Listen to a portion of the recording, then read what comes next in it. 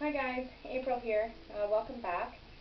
Today I'm making mixed berry jam and I'm going to try to do that in under 30 minutes. The video will probably be significantly longer than that, but I'm going to try to do it in under 30 minutes. So I'm going to get started right away.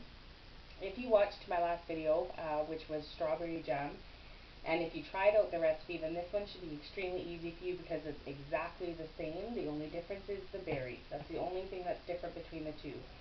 So before I start making jam, I like to have everything that I'm going to need to make jam laid out in front of me and ready to go. Because once jam starts boiling, you want to make sure that you're on hand at all times because it will boil over extremely easily. The certo will stick to the bottom of your pot very easily, so you need to constantly stir it. And so you want to make sure you're not running around trying to grab tools and whatnot while you're making your jam. So I like to start with my pot. This is my favorite pot to use just because I've been using it for many years. We're like best friends. But this pot is probably not great for you if you're someone who's new to making jam. Jam does boil up extremely high. This one will boil up almost to the brim. So if you're concerned about it boiling over anything, I probably recommend a little bit bigger of a pot, but this one's perfect for me. Then you want to have your certo. I use 1 box of certo. You can also use liquid or dry pectin as well, but I'm not sure what the measurements for this recipe would be, so you would have to compare that to whatever would be the equivalent of 1 box of certo. That's what I use. These are my lids for my jars. My jars are currently in the oven sterilizing. So for these lids, don't want to touch that, it's very hot. I like to pre-assemble my lids before I begin, so I've put the little insert inside the lid to make sure that when I go to remove it at the time, you need to be kind of quick, so I like to make sure I'm not kind of messing around to assemble it.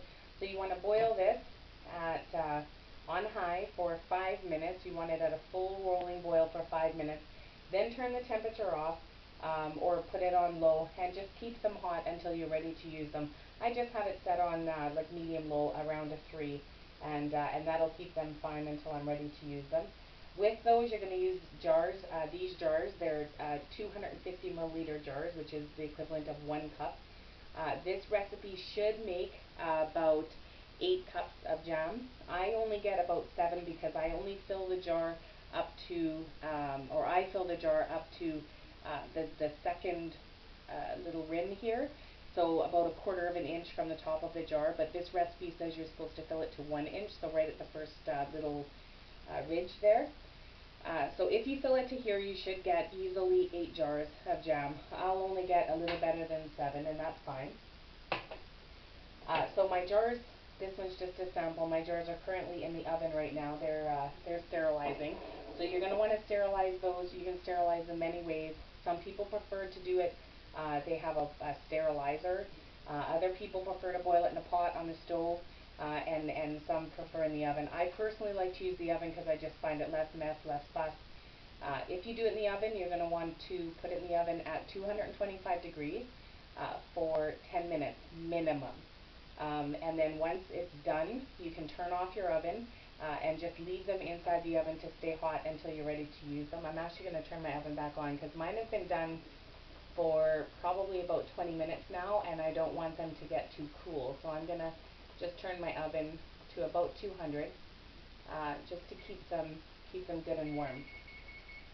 So then your sugar, you're going to need 7 cups of sugar. I went over this in my last video. Yes, this recipe calls for a lot of sugar. It's basically about 3/4, a little better than 3/4 of a cup per jar, which is really a sad thought. But the good thing is when you use jam, it's not like you're using a 1/2 cup of jam, or well, you probably shouldn't be anyways on a sandwich. So it's not too much when you're actually just using a teaspoon or a tablespoon at a time. So 7 cups of sugar, and then your berries. So for today's recipe for mixed berry jam, I'm using 4 types of berries. So there's strawberries, raspberries, blackberries, and blueberries.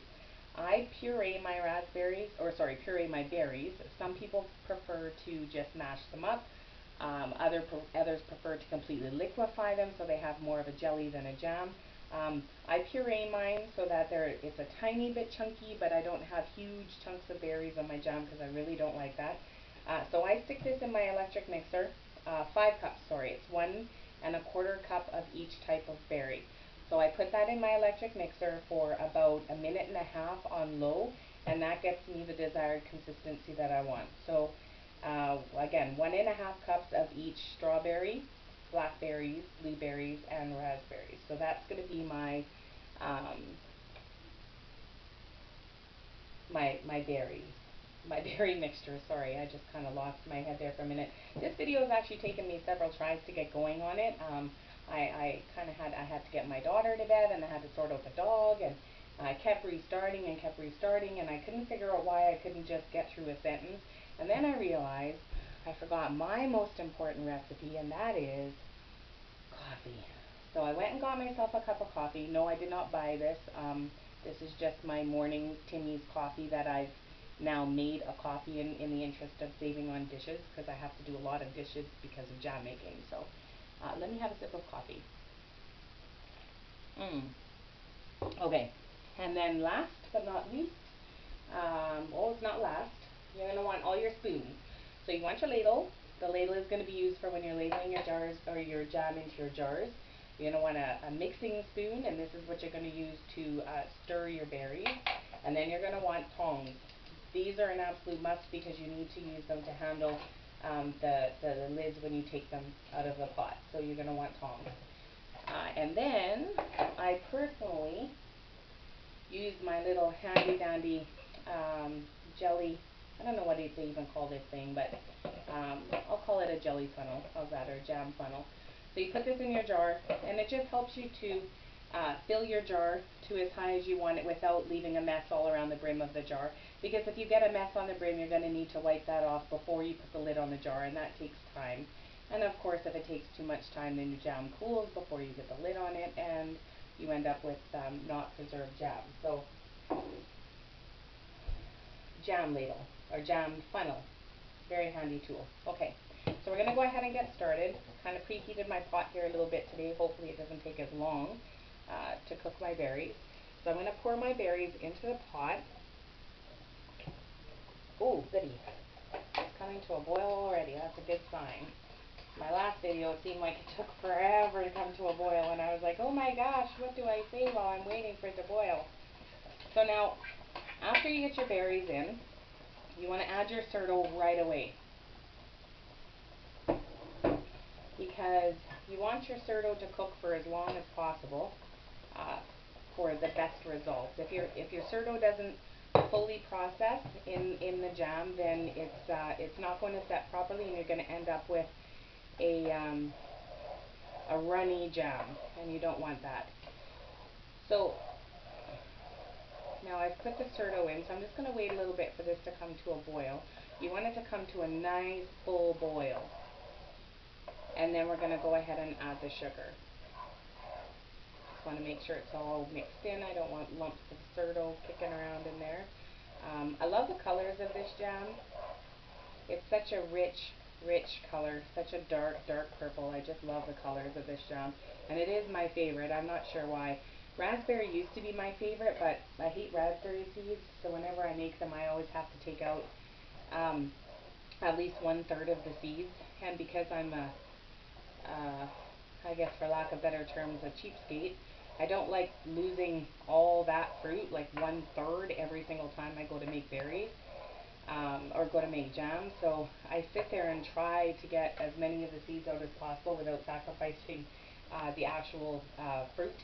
So it's a lot harder for me. It's a big pain in the rear end to make it, even though taste-wise it's my favorite one.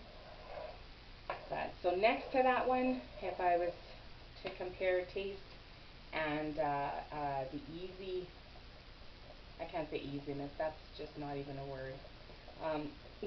How easy it is to make the jam, then mixed berry is definitely my favorite. It's also my top seller.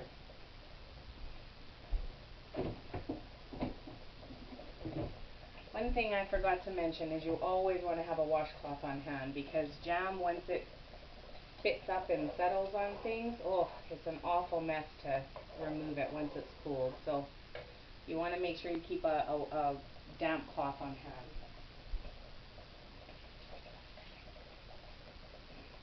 Okay, so this is now boiling, so I'm going to start adding my sugar. Now I add my sugar about a third at a time, and I just do that just because for me it makes it easier to mix it all together and to dissolve the sugar in. You don't have to do that. If you don't, if you want, you can add less than that, or you can add more than that. You can even add the whole amount all at one time, but I'm just going to go ahead and add a third at a time. It's just my preference. Excuse me. So again, I'm going to want to bring this to a little bit of I can hear this crunching down on the bottom from the sugar. I like to try to get rid of that as much as possible. Okay, that's good. I'm going to add another third. Get your spoon out of the way so you don't get sugar all over your spoon, because that's a bit of a pain when you're sugar all over the handle of your spoon. I'm going to mix that in. I'm sorry if there's big dead spaces without me talking today. You ever just have one of those days where you're at a loss for words? And believe me, if you knew me, you would know that that's all I do is talk. Talk, talk, talk. But today, for some reason, I'm at a little bit of a loss for words today. I'm not entirely sure why. My little one, for whatever reason, she's 19 months old, had me up for the better part of the night last night.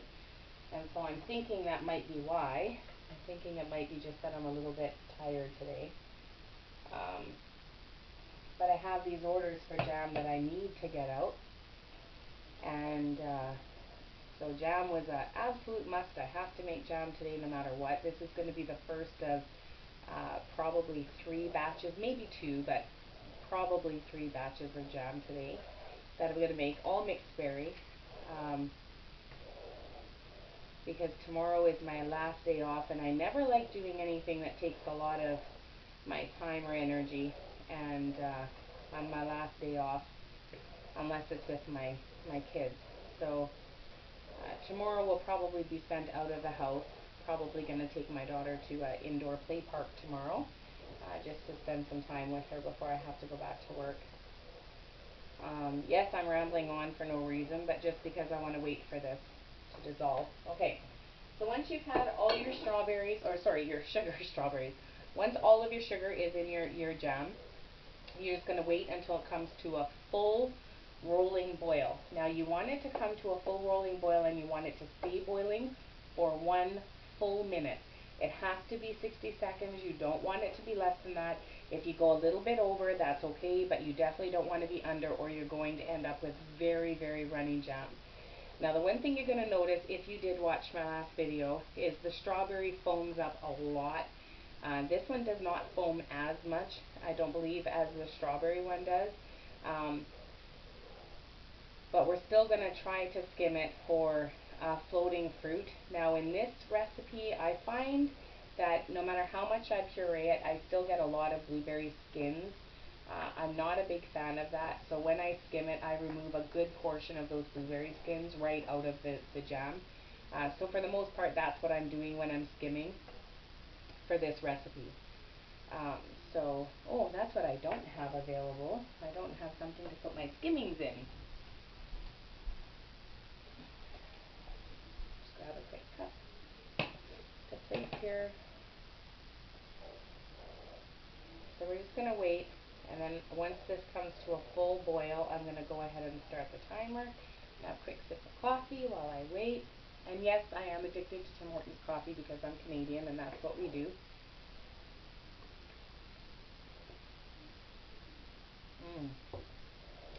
Except that, like I said, that's not Tim Hortons. That's just April's, home brewed instant coffee. I am stingy, like I said, so not stingy, but when I'm doing jam, I have to do a lot of dishes, and just to make jam today, I had to do 2 loads of dishes, and because you want to make sure everything's clean, and I want to make sure both of my sinks are completely empty and ready to go. I like to fill my sink full right to the top. Okay, this is coming to a boil now, so I'm going to go ahead and set my timer. Okay, so I've set it for 60 seconds. Now I'm going to want this to come to a full rolling boil and let it boil for 60 seconds. You can stir it. It's probably better. Oh, it does foam a lot. It's probably better that you do stir it, just to try to keep some of the foam down while it's boiling, just to help prevent it from boiling over. In my case, if it boils right to the top, I will turn the burner off. I won't remove it from the heat, but I'll turn the burner off just to slowly bring the temperature back down so that I don't burn myself or wreck my jam. But it will still boil, it just won't be boiling quite so hard, but I think it's going to be fine. Oh, this is such a pretty jam. I don't know if you can see the colors of this jam, and my knife block is kind of in the way too, but I just love this jam. I love the color. It's such a rich color. I guess you can't even really call it purple. I don't even know what it is. It's like a pinky purple. Such a pretty color.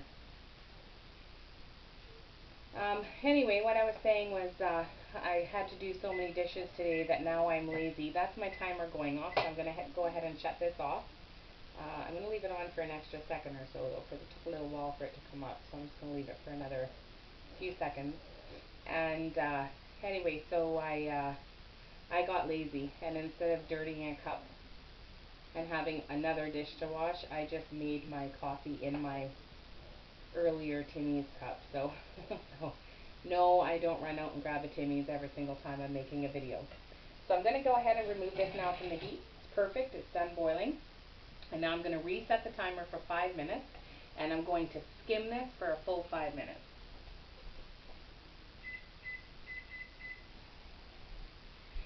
So if you didn't watch my last video, then I'm going to explain to you why we have to skim it. So we're going to skim all of this foamy stuff off the top, even though it's very pretty in this recipe. We're going to skim all of that off because that is air, and air is something that prevents food from preserving. So we don't want any air in the jam, or at least we want as little as possible, okay? So you may complete your skimming where you're looking at your jam and you're going, oh, look, there's no more foam on my jam. I can stop skimming now. But you don't want to do that. You want to skim for the full 5 minutes because there's a lot of air bubbles that are still down inside your jam that need time to float up to the surface, and you got to wait for those to float up. So we're going to skim off a little bit. Try not to take too much of the fruit and the actual jam. You want to try to skim it as close to the surface as possible. They do have skimmers. They have tools that you can use to do this that for some people would make it easier. For me, I just prefer this spoon. It works great for me, but I've been doing it with this spoon for so long that I think anything else would be foreign to me. And like I said, I'm going to also try to remove a lot of the blueberry skins. This is blueberry skins here off the top, just because, well, I don't like them in my jam. I don't mind some, but I don't like tons and tons of blueberry skins in my jam. So the fruit generally boils out of it and comes out of it during the pureeing process. So I'm not concerned about how much fruit I'm removing when I do that. So I'm just going to give the sides a scrape to get any foam off the sides and fruit off the sides that's just been sitting there. And then I'm going to do a slow stir. Don't want to stir it too fast because you don't want to create air inside there. The idea is to get rid of air, not to create it. So we're just going to give it a little bit of help bringing up that foam to the surface. Because you don't want to, you want to skim it for the full 5 minutes, but you don't want to skim it too much longer than that because the jam will cool too much and then it takes a lot longer for it to set. It usually will set. I mean, I've let mine get pretty cold just because, you know, sometimes life gets in the way and I have to pause and go do something and it cools significantly, and I still have never had a problem yet with it not setting. As long as it's too hot to touch, it should still set fine. So, but it just sets a lot easier.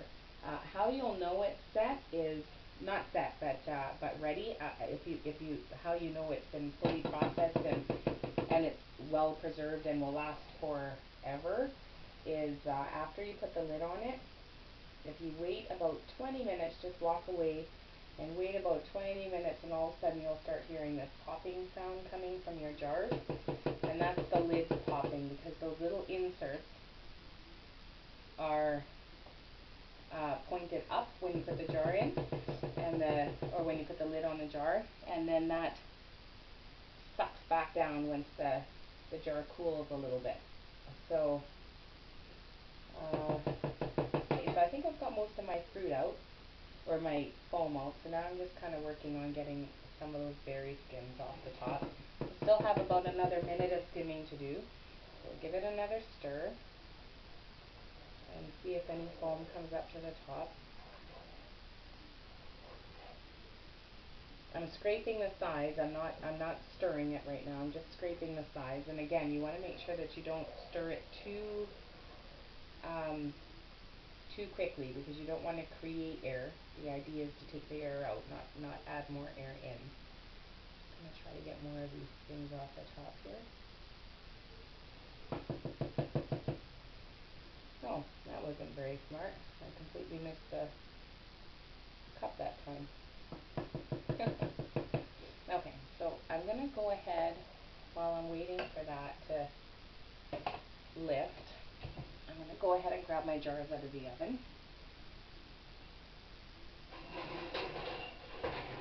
Okay, so these are my jars. I'm probably only going to need 7 of them, but I always sterilize 2 extra just in case. Just because you just never know. For some reason, I can never get the exact same amount every single time I make jam. Okay, so there's my timer. So this is what I've gotten out of it. I've taken out about 2/3 of a cup off the top of foam and fruit. So now I'm going to go ahead and get rid of this spoon. Oh yes, and I always have this plate here as well. It's very handy. And then I'm going to switch to my ladle. Now these jars should be very hot. You want them to be hot because you want to make sure that if you add jam to a cold jar, you're going to break the jar. First of all, it's probably going to crack.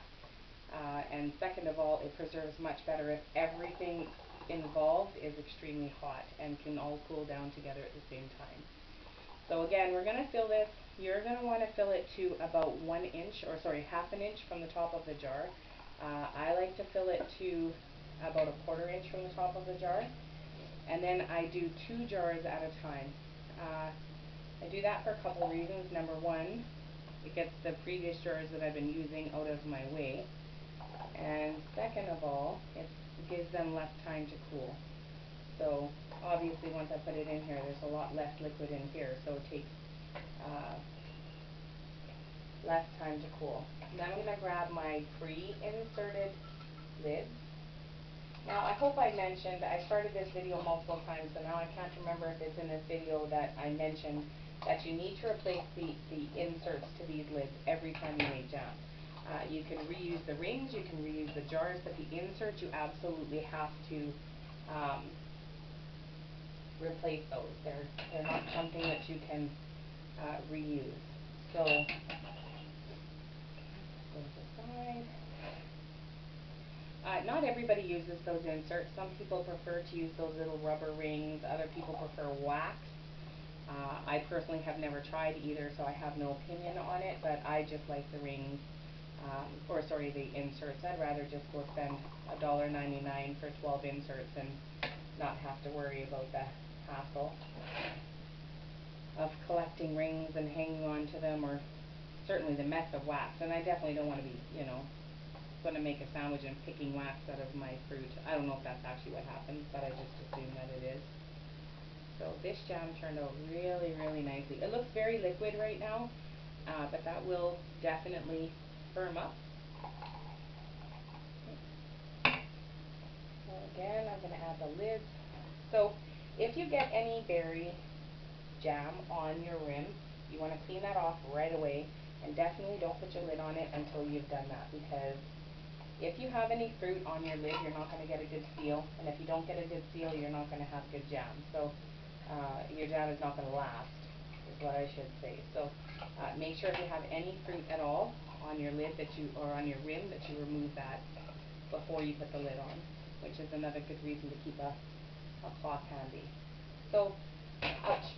So I like to, I just set my lids on, I give them a little twist, nothing really extreme. And then once I'm done, I just want them in the jar. I just want to get the jar filled and get a lid on it. The little insert will seal almost instantly. It becomes airtight. So you'll be able to re-tighten your lids a little bit later. So I like to just make sure the inserts are on and the lids are on. And then once I'm done, then I'll go over them all and re-tighten the lids. Almost done. So far I've gotten 6 jars. Oh, I'm actually thinking I might get 8 out of this one this time. Looks like. So see, my jars are already getting significantly cooler because I'm able to handle them by hand. My lids not so much, but my jars are definitely cooler. They cool down fairly quickly. So you want to do this process as quickly as possible. Whew, that's hot. Okay, so 2 more jars. Ouch. Over here. Oh yes, I might. Oh my goodness, I'm going to actually get 8 jars out of this, I think. That'll be a first in a while. Usually I only get 7. One thing I think I didn't mention is when you're measuring out your fruit, you want to make sure that you're measuring your fruit after you've processed it. So after it's been pureed, that's when you measure it. Don't measure your fruit as whole fruit because you have big air gaps between your fruit, so you're not going to get an accurate measurement. So if you measure out 5 cups of fruit and then you puree it, from that you're likely only going to have about 3.5 cups of fruit out of that. So you definitely want to make sure that you measure your fruit first. My goodness. Maybe I should have filled those a little more because I'm actually thinking I might get almost 9 out of this, which is just crazy. So maybe I didn't fill them as much as I normally do, I guess. But done now. So last jar. Those ones aside. This one will be my family's jar because I'm probably not going to get a full jar. Doesn't matter if you don't get a full jar. If you don't get a good seal, that's okay. Just put it in the fridge and it'll last for still a long time as long as it's refrigerated. My family will probably have this gone anyway by tomorrow because they've been waiting for a couple weeks now for jam. It's, ouch, ouch, it's really funny because I'm burning myself with my pot here. It's really funny because even though I make jam, I'm probably the one house in the area that almost never has jam on hand because as quickly as I make it, I sell it. So I don't typically have a lot of jam here, and my poor family just gets these little leftover jars. So now what you're going to do is you're going to set these aside. I'm just going to give all the lids a quick tighten. Remember I said that the lid will still tighten farther. So I'm going to give them all a quick tighten. Be careful, don't burn yourself. The jars are still very hot, especially once the fruit's in them. Ouch, see? And there are gloves available that you can buy to make this part a little less painful. But what's life without a little bit of discomfort, right? So that's it. So here you have it. I have 8 jars of completed mixed berry jam. So this, as you can see, is extremely runny. Oh, I don't know how high I'm holding that. This is very runny jam. It's not going to be. As soon as this cools, it's going to set to a really nice gel. So this is my yesterday's jam, and as you can see, if I do that, nothing. I get nothing. I get no air gap in there at all. It's 100% just solid. So that's not, you don't want solid, but it's a good gel. It's not going to run all over the place from you. So that's it. So that is mixed berry jam. Raspberries, strawberries, blueberries, and blackberries, and um, 7 cups of sugar, 1 box of Certo, and that's it. And then presto, you have jam in hopefully 30 minutes. I'm not sure how long this video is, but I'm hoping it's somewhere in the ballpark of 30 minutes. So hope you enjoyed this video. Again, if you have any questions or comments, please feel free to do so. I look forward to any constructive criticism that you may have.